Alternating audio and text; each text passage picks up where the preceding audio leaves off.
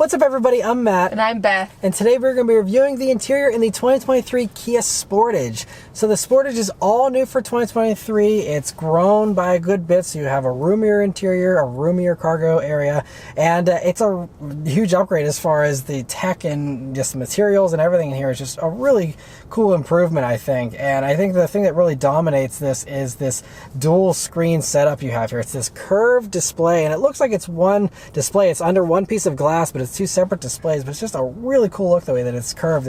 I feel like there's very few vehicles out there that have a curved dash like this, aside from like maybe some of the luxury stuff. Yeah, and I think it looks really nice, even though it's kind of geared towards the driver still. The passenger can still see everything and access everything, and I think that it's heads and tails above some of the other competitors just because it looks way nicer, way more expensive. I think it's cool. Yeah, and even if you're someone who's a fan of like the Hyundai Tucson, which is on the same platform, they are platform mates, but even the Tucson doesn't have a screen this big. I think the Tucson, the biggest it goes is like a 10-inch screen. This is a 12.3-inch display here for the infotainment, and that's, yeah, like you said, basically one of the biggest in this segment. And so, you know, you're getting this versus like the 9-inch screen in the CR-V or the 8-inch screens you get in a RAV4. I mean, this blows those out of the water. Yeah, so if you like screens, get this one. Yeah, and but anyway, moving on to the basics here. First thing here, this is a top X-Line Prestige trim, so you have the nicest seats possible here, and I really like the quilting you have here on them, and they're heated and ventilated here as well, and I mean, they're really comfortable. You have the basic, you know, lumbar adjustments, and yeah, just kind of grip you in nicely with these bolsters, and just, yeah, feel really good. Yeah, and for the passenger, you have all of the power adjustments, so that's really nice. You don't have any extra lumbar support or anything, but I think for a passenger, having at least power is really great. Yeah, it's nice that they included that for sure. One last little thing I do want to mention, though, about the heated seats is that whenever this shifter is in drive, from my height and my seating position, I can't see how much my heated seat is on, and so I have to like peer around the shifter to, you know, see that. That's one minor little nitpick, but otherwise, yeah, really great seats. But hey, at least the buttons are right there and very easily accessible, not having to touch the screen or anything. The steering wheel is also great in the Sportage. It has a really great grip. It's a heated steering wheel here in these upper trims as well.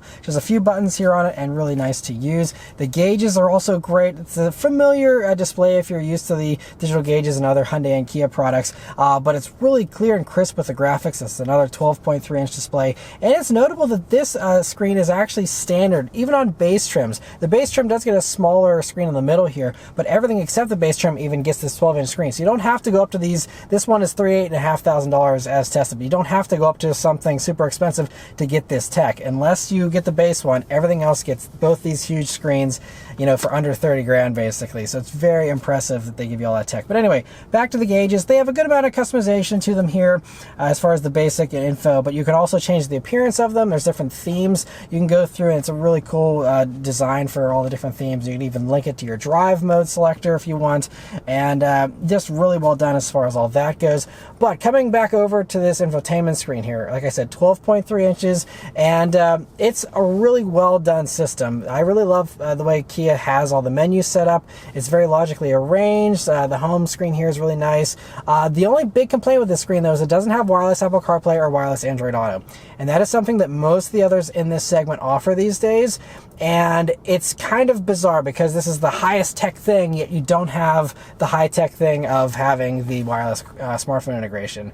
And so, I mean, some people are fine with the wired-in thing. There are supposedly aftermarket workarounds, so you can have wireless in Hyundai and Kia products, but every Hyundai and Kia with these big screens doesn't have the wireless smartphone integration. I don't know what the holdup is, but everything else in this whole screen works great. And I really love even like Bluetooth audio streaming. Even if you don't have the CarPlay thing, with the Bluetooth audio, it'll show you your upcoming songs. It shows you the album art and all those things, which a lot of other Bluetooth audios don't give you all that extra information. So it's great that you have that just even with the Bluetooth. And I also love just some of the customization you have. You can customize everything. There's these little like star buttons here on the steering wheel and here on this lower row of buttons, and you can customize those star buttons to do anything you want. There's just so much customization here with this screen, and I love that. And then moving down to this little row of controls, this is really interesting and the first time I've ever seen anything like this in a car before.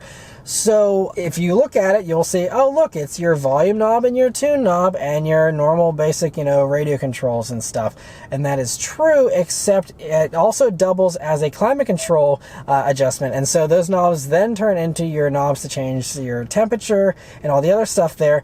And it's a very unique thing. Now, the only thing I will say about it is that there have been a few times where I've been like, oh, I had just changed the climate and now I need to go and turn up the volume, and I forgot that I did this and I'm changing the temperature again accidentally, or vice versa. So to always have to keep in mind where that is at is a little unfortunate. I mean, you do have a volume knob here on the steering wheel and stuff, so depending on how you use this interior, it may be more of an issue or less of an issue. It just comes down to how you use that. But that is just really unique, but it does clean up this area because it means you don't have a ton of buttons or a huge control area or a huge extra screen. It's just this nice little thing there, and so it's really cool that they've tested this out. We'll see how well it goes over with consumers, but I think it's a really cool idea. Yeah, and one thing that you could also get really confused about that you could switch around is the fact that when you do go into settings, you can change the volume and tune knob and flip it around so that the volume knob is closer to the passenger.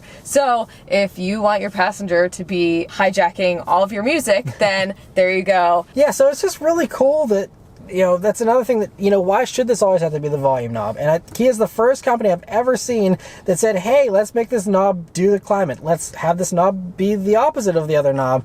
And so, again, it all comes down to your personal customization, and I love that level of customization, which no one else offers.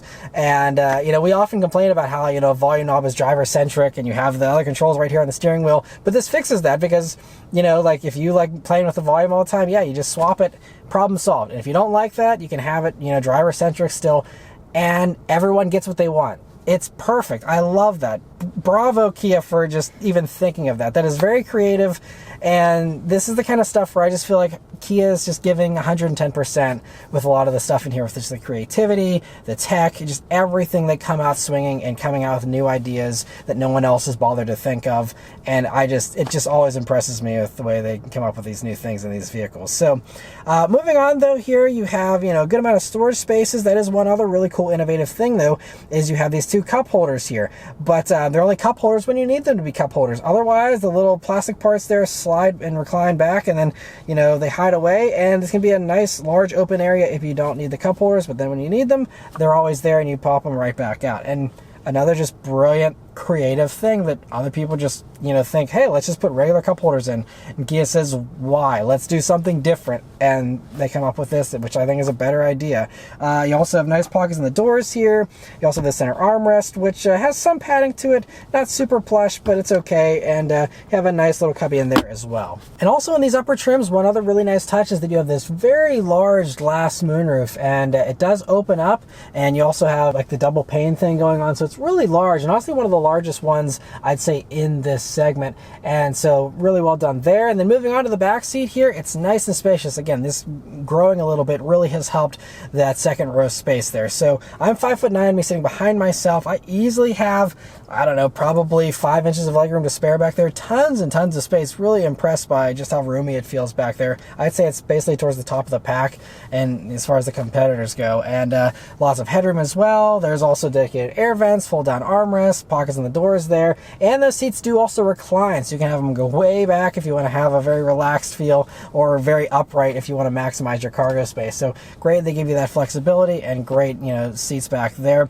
The cargo space though is also fantastic. It's 40 cubic feet of space back there, which actually is even a tiny bit more than a brand new Honda CR-V. So basically towards the top of the pack, I mean, that is such a huge cargo area. It honestly rivals some mid-sized SUVs, I think, at least as far as how it looks. It's just massive. And one other great thing is that when you lift up the floor, you will see there's an actual spare tire, which is getting more and more rare these days. So it's great you still have the spare tire, and even a little bit of extra space under there as well. If you want to squeeze a few extra things in there, you can. And you also have a power outlet back there, and it's a power closing tailgate as well. And so just overall a ton of great space back there.